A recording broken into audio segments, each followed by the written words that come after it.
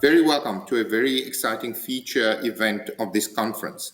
The property asset class has been the one area which has solicited the most questions by our clients. And we would like to some of the characteristics of the recent sell-off and of our outlook going forward. My name is Patrice Rassou. I am Chief Investment Officer at Burton Investments. I am very honored to have John Loos, Property Strategy F&B, to have a post-mortem on the sector and to share his views about what the sector is likely to look like post-COVID-19. John is the foremost property industry expert in South Africa and has over 13 years experience as a strategist at F&B. Please feel free to type and send me your questions during the presentation. John, welcome to this panel. The South African listed property sector has been the worst performing asset class on the JSE this year, down some 50%, and has not recovered post the sell-off like other asset classes. Maybe if you could take us back 3 years to look at the signs which could have been indicators of the decimation we saw in 2020. Chat to us or give us your insight on the economic decline that we've seen, the supply situation, funding structures in the sector, maybe building costs and demand trends. Take it away, John. Patrice, I think that possibly where I look at the world a bit differently from the listed sector itself is that I've been an analyst of the physical property market, not of the listed sector. And a number of years ago already, I started seeing this listed sector doing really well. It was really flying. It probably, if you went back a few years, it outperformed the JSE all-share index for quite some time. But at the same time, I was watching the economic and property market, the physical fundamentals, the real sector fundamentals in this country deteriorating. Now, we had the global financial crisis. The commercial property sector came through that reasonably okay. But the country was starting to show cracks. We threw a lot of stimulus at the problem, got out of the GFC, recovered economically to 2010 economic growth-wise. But we were doing it by cranking up fiscal debt from government side. We were doing it by ever lower interest rates, and using debt and interest rates as your sole driver of economic growth is not sustainable. So in my mind, I had it that we'd probably have a year or two recovery in the economy coming out of recession of the GFC, and then we'd start to on a long-term stagnation, under investment in infrastructure, struggling parastatals, all these structural economic constraints, chickens coming home to roost in South Africa. And we've seen that from about 2012. We've seen a stagnating economy to virtually a zero growth economy even before COVID-19. And then at the same time, we'd seen property values still escalating and property becoming very expensive by historic terms, especially retail property. In real terms, when I adjust for general inflation in the economy, retail property per square meter is over 100% higher than what it was in the mid-1990s, with weaker economic fundamentals than then. Office and industrial significantly higher too, but not that much. Rentals, real rentals in retail have done something similar, operating costs in retail. So a big part of the commercial property sector has become very expensive by historic standards, and my thinking had been from a few years ago, but this is getting way out of line with deteriorating economic fundamentals. So that's where I came from. And, started thinking that at some point this listed property market needs quite a significant correction. It did start to correct more gradually from about 2017, if I remember, but then COVID-19 came and that sped things up. It was long overdue, I think, but that just sped things up by putting massive pressure on the tenant population of most notably retail, but also the other two major classes and hotel property into the bargain. So, I think the signs were there. The economic fundamentals had been weakening. The values were way out of line with fundamentals. The signs have been there for some years that a very significant correction in the physical property market were overdue, and therefore I guess you would get that in the listed property index as well.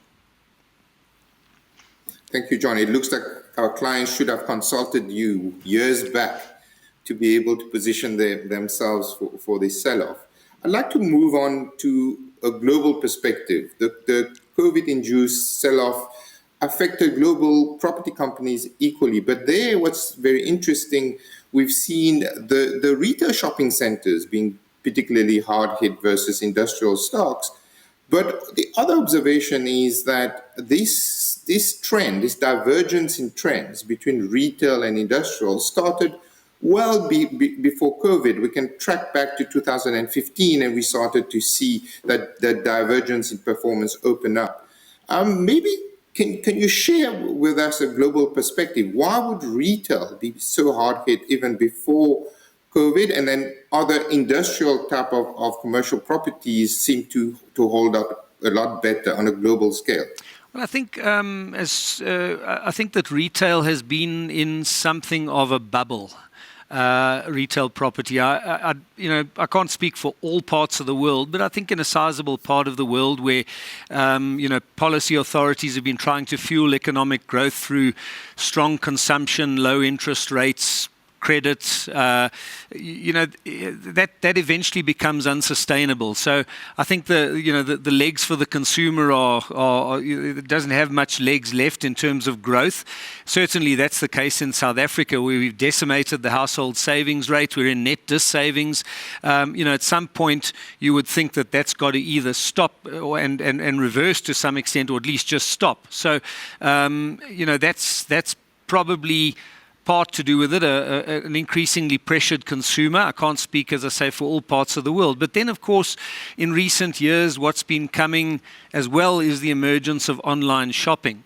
Now, online retail is a technological sort of structural change, if you could call it that, and it does really threaten retail quite significantly. It threatens to take a significant part of retail sales away from retail malls, and you just go directly from a warehouse or some sort of logistics hub straight to the consumer.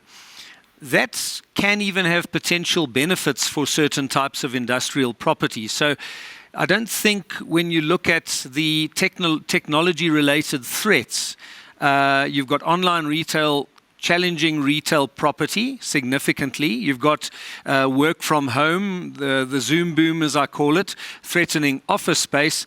But to a lesser extent, yes, modern technology does change the way logistics works and the way we manage inventories and so on. But I think the perception, at least of the market, and my perception, is that technology threatens industrial property less. And on top of that too, certainly if I speak for South Africa, industrial property is a far more affordable property segment. Retail property has just become highly inaffordable or far less affordable. And so I think that incentivizes a lot of retailers to look more strongly for alternatives than the cheaper industrial version. That's very insightful, John. And on that note, I think I'd like to take a little bit of a microscope to the JSE and examine some of the big losers and winners over the past year. Many South African property companies went offshore with a view to diversifying. Maybe the poster child for that was Liberty International, the old Liberty International, now Into, which has hit the wall. We've seen the inward listing of Hammerson, which is now battling for survival after needing a massively dilutive rights issue. Even Hyprop has seen a massive price decline. But we can contrast that with some of the more specialist, newer listings like Equitas or Storage, who have really thrived and managed to really go against the trend here in terms of the big decline. They've held up quite well. Maybe sort of to go on a more micro level, we're not asking you, John, for stock picks. What would you say are the factors that have led some of these offshore companies or companies which have gone offshore to suffer more, and what's the reason, the recipe for success for an Equitas or Storage? Well, I'm not sure it's just, that going offshore was necessarily a problem. But I think if one looks at Hammerson, one looks at Hyprop, the graphs you've shown, those I would expect to have battled in recent times, more so than storage or equities, because they're strongly retail focused, as I understand them. Whereas storage is storage, and equities has a strong industrial focus, from my understanding, into also, as I understand it, very strong retail focus. So the retail focus seems to be the big problem here, not only in South Africa, but if you're offshore with retail in a lot of places as well. Storage is an interesting one. The self-storage part of the property sector seems to be holding up relatively well. If I look at TPN's data on tenant performances, the storage tenants in good standing are significantly higher than anything else in the property sector. It's an affordable version of property. Therefore, it has the same advantage, I guess, as industrial property. And, if you look at a recession, you look at the way a lot of residential rental tenants, for instance, have got into financial stress, and I think that's led to a lot of household shutdowns. What do I mean by that? I mean, a lot of tenants may be ending their rental and moving back into their parents' home due to financial pressure. I think there's been quite a significant part of that. Does self-storage benefit from that? My guess is probably. What do? You hire storage space, you store all your stuff. The same for a business that's temporarily shut down, for instance. I think that, I'm not an expert on storage, but I think that it benefits in times of financial stress and temporary or permanent closures where you need storage space for, be it equipment or your personal belongings or whatever it might be. So it's a bit of a recession, I wouldn't say recession-proof part of property, but more so. And it's amazing how versatile storage is. I've had some presentations from storage people who talk about people using it as their man cave, people using it as their sort of part-time office space. It's versatile. And the same goes for a lot of warehouse space and in industrial property too, and they're the more affordable ones. So I think if you look at the that sample of stocks you give, I wouldn't this is what I would have expected to see, is that the strongly retail focused ones now are the ones taking more significant pain than the ones with a more industrial or storage focus. Thank you, John. You're giving us ideas using storage as a man cave. I've never thought of that before. Maybe you can give us also some color about the direct property sector. It to be quite opaque, and given your experience, to tell us whether the trends we saw in the listed sector have been reflected also in the direct property sector. I think they're starting to. I think that the listed property sector possibly has now jumped ahead of the physical property correction, which normally takes place more gradually. You look at a lot of these listed companies, they're trading well below their net asset values. It's now almost the JSE, the market is pricing in significant decline in valuations, and a lot of the CEOs and CFOs of listed property companies have recently been talking about their expectations of physical property valuation declines to come. The physical property valuation declines tend to happen a lot slower. There's a lot of resistance in the market to dropping valuations. And data comes with a bit of a lag, so professional valuers, I think, only catch up with market conditions sometime later. So what you find in physical property is that for quite a time, the market moves away from equilibrium. When something dense demand for property, you don't automatically see those demand and supply curves adjusting like they do in an Economics 1 textbook to get to the new equilibrium price. That only happens over sometimes a couple of years, because there's this resistance to dropping prices, dropping valuations. So you move to an oversupplied market. That's where we are now in the physical property space. Our broker surveys at FNB point to all three sectors, office space, retail space, industrial to a lesser extent, but also oversupplied to a significant degree. And then gradually over time, if the economy doesn't pick up and take away that oversupply through boosting demand, you would find that the valuations would drop. But it is being reflected the trend is one of weakening across the board, I would say, in commercial property, and valuations declines, but it's not happening fast enough to get to a new equilibrium value quickly. That's very interesting. Maybe we'll change direction now and speak a little bit about the residential sector, which seems to have held up quite well. You are a very well-known commentator, John, speaking about the media, about residential mortgage lending trends. We'd be interested to hear your view on that. But just to set the scene, globally, what I've noted is people are moving out of flats in crowded urban areas. They're renovating their homes to make them more suitable for an office-type environment. Space is becoming more important to most people working from home, and there's a trend of moving out of the CBDs, to out-of-town areas, and also travel to the office is slightly easier as people work outside of peak hours. I read an article recently saying that actually in the US, people are buying properties 10% cheaper than what they're selling because they're moving out of the crowded urban areas. I'd be interested, given that you published the FNB House Price Index, for you to inform us as to what are the trends locally, how do they compare to what I've just spoken about, and what's your perspective is on residential property going forward. So the residential property is in a very different space at the moment to the commercial property sector, not only in South Africa, but it seems across the world.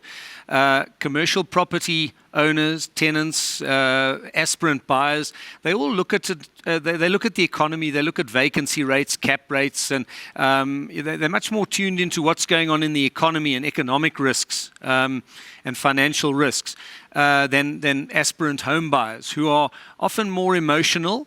It's about owning a home. It's not about a business decision and rands and cents only. And so they're more interest rate sensitive on the residential side. And we've had 3 percentage points worth of interest rate cuts by the SARB this year. And so since the end of hard lockdowns, there's a whole lot of first-time buyers piling into residential property. There is also talk, I think it's true that for many of us, our home has become more important because we've spent a lot of time there, locked down, and a lot of us are working now more often from home. I don't think we should over-expect on the timing of the work from home trend. It has been a long time coming with technology the way it's going, even before lockdown. The lockdown has probably sped it up because a lot of companies have seen how well it can work. But let's not get carried away. There are still a lot of corporates with a lot of commercial property leases. They've got the infrastructure there, and for the time being, they'll probably use it to a significant degree. But I think a lot more of us are thinking about spending a lot more time working from home, less time in traffic, commuting in these big cities of ours.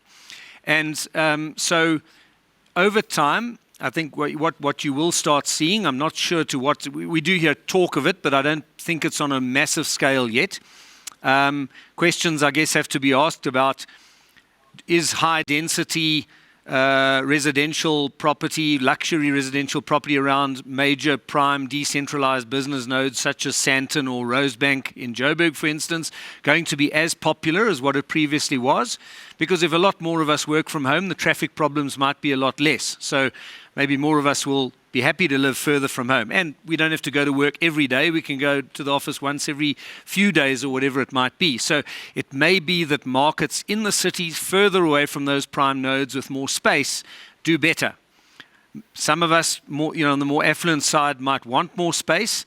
That old-fashioned study that was sort of dying out might suddenly become popular again because home is not just a place where we come to sleep and eat anymore. And then, of course, the next question is, to what extent does this fuel that semigration? Semigration has been with us for quite some time. There's been, we know that many affluent households moved Western Cape Way or Southern Cape Coast, and even to KZN North Coast, looking for better lifestyle. Some of them would weekly commute to Gauteng. Some of them would just go and either retire there or graciously or work more remotely using technology as far as they could. I think that conceivably that can get quite a noticeable boost in the next few years. Not sure about right now because economic times are tough. I don't think it's just, relocating and, costly relocations at the moment. For a few, yes, I think it will be happening. And you hear about it certainly in the United States and the United Kingdoms more noticeably. Maybe for us it might be slow, but I think that's the reality. Again, though, this does not necessarily change a trend. It might just boost it a bit.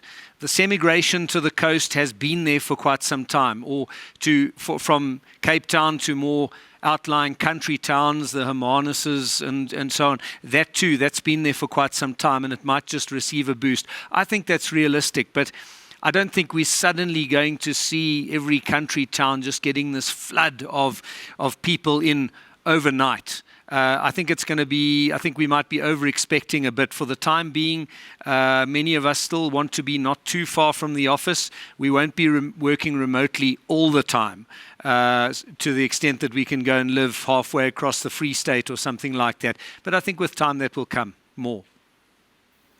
That's very interesting, John. I'd like to move to one of the current debates in investments, which talks about what the REIT sector is likely to do going forward. As we all know, there's a legal requirement for the REITs to pay away most of their retained earnings as distribution, which makes balance sheet repair. What, in your view, the potential solutions for these listed property companies with high loan-to-value ratios to get to a sound financial position?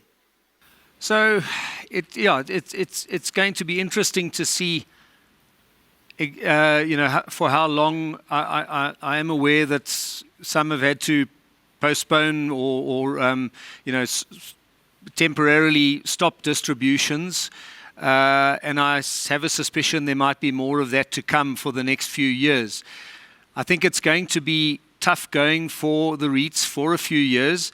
Because our expectation is that the economic recovery out of the COVID-19 lockdown year will be slow enough or relatively slow to the extent that it might take a few years before GDP level gets back to what it was pre-COVID in 2019. It'll be partial recovery for some years. That means probably significant pressure to come on the tenant population still. If you look at retail, for instance, TPN's monthly tenants in good standing data that they extract, the last extract I saw was up till about July, and only 45% of retail tenants were in good standing with their rental payments. That's a lot of pressure. It was a bit higher for industrial and office space, but they also took a significant knock. And I don't think the tenant population recovers overnight just because business resumes again after lockdown. I think that, in many cases, for many tenants, sales will come back partially or have come back probably only partially at best. So this is a long road out of here. Probably going to take a few years. To give you an idea of how long, we can look at the GFC recession in 2008 and 9. That recession was over by the second half of 2009. The overall national all-property vacancy rate, if you look at MSCI data, carried on rising into 2009, 2010, 2011, and only started to turn down in 2012. So that gives you a sort of idea of how, and this is a far deeper recession by the looks of it than the GFC of 2009. So for full recovery, and what I'm saying, I guess, is that the lagged impact of this severe lockdown pressure can carry on for a couple of years and can hamper the listed property sector and its performance for a good couple of years, the performance of physical property. So I wouldn't expect good income streams to come out of the listed property sector as a whole, maybe some, but as a whole, for the next few years. I think it's a long, hard road out of this very deep recession. Thank you, John. I mean, quite sobering words from you. Maybe as a last question to this interview, the property sector was quite a favored asset class, for over a decade. Many investors saw it as an asset class with bond-like qualities, high yields, and quite defensive. Actually, is your view that the investors should view property quite differently? Should it be treated more like an equity-like asset class with much higher risk than they thought and higher volatility going forward? I think Your thoughts on that? it possibly always should have been treated like that. I think where people perhaps don't understand property, the risks to property, is that property can have these very long super cycles, as the economy can too. And I think that, so the last big property corrections were back in probably the late 70s, the 80s after the gold boom and through to the early to mid 1990s. And they can be very long and deep corrections. To give you an idea, what we do have is a residential property time series, the ABSA house price index. I know it's residential, but it's a similar principle, going back to the 1960s. And if you look at the correction in that property market or in that index in real terms, that's when I adjust for general inflation in the economy, from about 1984 all the way to the late 1990s, it was in the order of 50%. That can happen to commercial property too. And I wouldn't be surprised if a lot of retail corrects by some very big magnitude, for instance. But I think that because these super cycles are long, and then we had a long, good period in property, in commercial property, all the way from early last decade till very recently, not just a few years ago. And what happens is that a lot of us are too young to have gone through a previous super cycle. I was at school in the 1980s. I wasn't following property super cycles. And many people who run companies and many investors, they were too young to remember this. So in their mind, we all suffer from a thing called recency bias. We think of property as physical property as more of a sure thing, and therefore that listed sector that sits on top of it should be more of a defensive strategy, whatever you would like to term it. But it's actually not. If you go back further in history, you will see many instances of very, very significant property corrections. Physical property just corrects, as I say, slower and increases slower perhaps than, JSE, share prices and so on. So you think of it as more stable, but it does go through these very long and extreme corrections from time to time, which are often in line or in lag response to a very big economic super cycle sort of slump, such as what we had through much of the 1970s, 1980s, and all the way into the early 1990s. So I think that's just, we perhaps fooled by property because of these long super cycles and because we're too young to often remember the last one. We haven't been through a full one, most of us yet. Thank you, John, for your sobering words and for sharing your insights on the property sector. John Loos is the foremost property strategist and expert on the South African property sector. I'd like to hand over to Dr. James Cook, Head of Global Equities and Portfolio Manager for the Ashburton Investment Global Leaders Fund, who will share his insights on global equities and how he's picking winners in a post-COVID-19